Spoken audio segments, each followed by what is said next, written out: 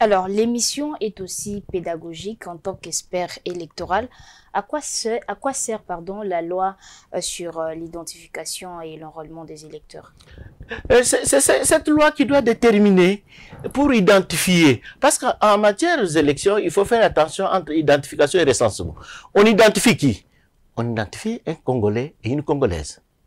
On recense qui? On recense tout celui qui est sur le territoire national Congo. Vous voyez, le recensement, ça concerne tout le monde. Les étrangers et autres, ils sont combien sur le territoire national. Tandis que l'identification, c'est de là où on doit donner les contenus à ce que c'est identification enrôlement. On va identifier qui? On a identifié Congolais, on a identifié Congolaise, de quel âge? L'âge évolue, ça dit 18 ans, ainsi de suite. De cette loi qui va demander de nous permettre, avant que nous avons eu autant de l'émancipation. Ça entre dans la révision du fichier électoral. Parce que pour avoir le nombre de sièges et autres, il faut avoir le nombre d'habitants. Et ça nous amène aussi, qui doit être, parce que la fois, parce que les élections précédentes, madame, nous avons fait, je risque même de dire un terme très très dur, mais nous avons fait sur base des données alternatives, parce qu'on n'avait pas le recensement. Combien sommes-nous personnes? On allait chercher les données démographiques au niveau de l'Institut national des statistiques, au niveau des zones de santé, ainsi de suite, récolter. Mais ici, on va le faire avec Office national d'identification de la population, ONIP. ONIP et CENI vont travailler dans la mutualisation des efforts. Parce que pour votre information, le Premier ministre de la République a signé en date du 2 mars 2022 3 décrets. Le premier décret portait sur le fichier global, le fichier général de la population. Dans le fichier général de la population, on devait avoir maintenant une banque de données de la population congolaise. Et le deuxième décret qui a été signé à la même date, le 2 février, mars 2022, c'est le décret portant sur la carte d'identité nationale. Parce que nous n'en avons pas. Vous aussi, vous n'en avez pas. Nous avons nos cartes d'électeurs. Et cette carte d'identification nationale doit être respectée selon ce qui va en avoir. Et pas seulement la carte d'identité nationale, on va avoir aussi notre numéro d'identification nationale. Et ce troisième décret, c'est sur la mutualisation des opérations électorales entre la CENI, la Commission électorale nationale indépendante, entre Office national d'identification de la population NIP et entre l'Institut national des statistiques INES. Donc, avec ça, on va construire maintenant les données pour faire l'identification enrôlement. Quand on va faire, maintenant, on va répartir le nombre de sièges, pas sur le nombre des électeurs, mais sur la population que le donné, que ONIP et la CENI vont travailler, qui vont permettre à ce qu'on va faire maintenant la répartition effectivement sur le nombre d'habitants. Par population. Parce que la fois passée, on avait fait sur le nombre par rapport au nombre des électeurs enrôlés, ainsi de suite. Ça fait un peu beaucoup de désordre. Mais cette fois-ci, nous allons nous conformer pour arriver à la répartition.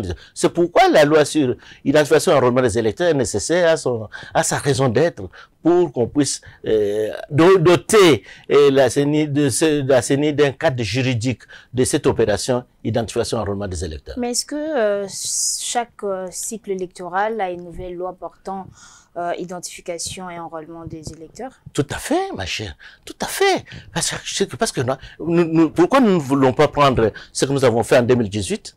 Non, ça a changé. Parce que à ce moment-là, certains de vos compatriotes, et certains de vos compatriotes aussi, qui avaient l'âge de 16 ans quand nous allons en 2023.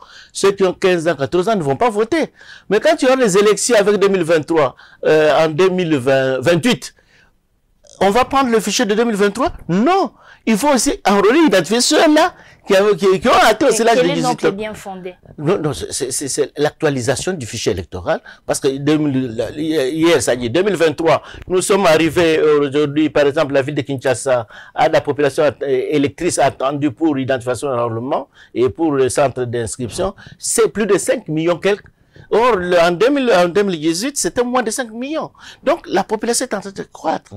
Quand la population est en train de croître, et il faudrait intégrer les nouvelles données. Parce qu'il y a ceux-là aussi qui vont décéder, qui ne vont pas être au rendez-vous de 2028. Est-ce qu'on va les garder dans le fichier? Non, il faut faire l'identification enrôlement. Mais pourquoi on recourt à l'identification enrôlement dans nos pays? C'est parce que nous avons un problème. Nous n'avons pas ce que nous appelons l'état civil, le registre de l'état civil. Quand l'enfant est né, on ne l'enregistre pas. Mais sous d'autres cieux, madame, l'enfant est né aujourd'hui, mais l'enfant est déjà enregistré. On connaît combien sommes-nous. À Kinshasa, combien sommes-nous ici à Kinshasa? Vous connaissez combien sommes-nous? Il y a combien d'habitants? On ne connaît pas. Mais ce sont des estimations. Et on parle aujourd'hui de Kinshasa, nous sommes 15 millions. D'autres, chaque gouverneur qui vient 6 millions. À son temps, c'était 8. Maintenant, on parle de 12 à 15 millions d'habitants. Et qui a le nombre exact de la population quinoise? Personne. Et ce qui nous permet de connaître, c'est quand on se fait identifier, quand on se fait on se fait recenser. Vous avez l'enfant né aujourd'hui, on le déclare.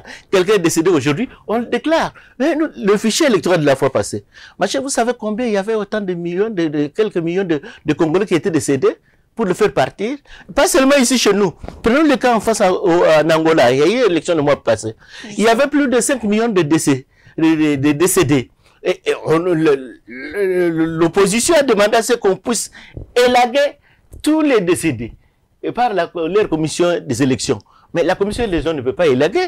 C'est le pouvoir, le ministère de l'Intérieur, qui doit signer le décret pour dire tel est décédé, on doit élaguer. Et on est parti aux élections avec les nombres là de décédés. Et celui qui est au pouvoir en profite, prendre les 5 millions de décédés, il met dans son fichier et ça l'avantage. Donc c'est ça le problème d'actualisation du fichier électoral. Pour élaguer les décédés, pour intégrer les nouveaux majeurs qui viennent d'avoir 18 ans. Et c'est ça l'importance. Même le cycle électoral.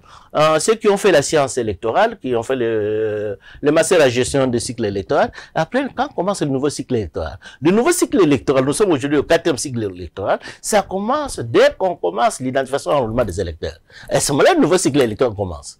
Ce n'est pas par des tralala, là, c'est quand on commence l'identification et enrôlement des électeurs. Parce que nous reconnaissons, si nous étions dans un état normal, où le registre d'état civil était respecté, on n'allait pas recourir à la CENI pour faire l'identification et enrôlement des électeurs.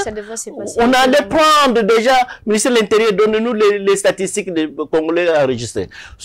Quand vous prenez le pays des vieilles démocraties, par exemple le Canada et autres, ils ne font pas ça. Ils parlent au service d'assurance qui donne le nombre de Canadiens enregistrés et on donne là-bas. On fait les élections avec les données fournies par la société d'assurance, par le service d'assurance. Et dans d'autres pays, c'est le ministre de l'Intérieur qui a les statistiques, qui actualise les statistiques, qui actualise ceux qui sont nés, ceux qui sont décédés, ainsi de suite. Et la CENI ne fait pas. Mais pourquoi la CENI le fait? Ça nous fait coûter beaucoup de millions de dollars. Nous pensons avec la mutualisation, avec la création de l'Office national d'identification de la population ONIP, l'ONIP a dans sa politique, il va laisser dans chacune de nos communes ses services. L'enfant est né.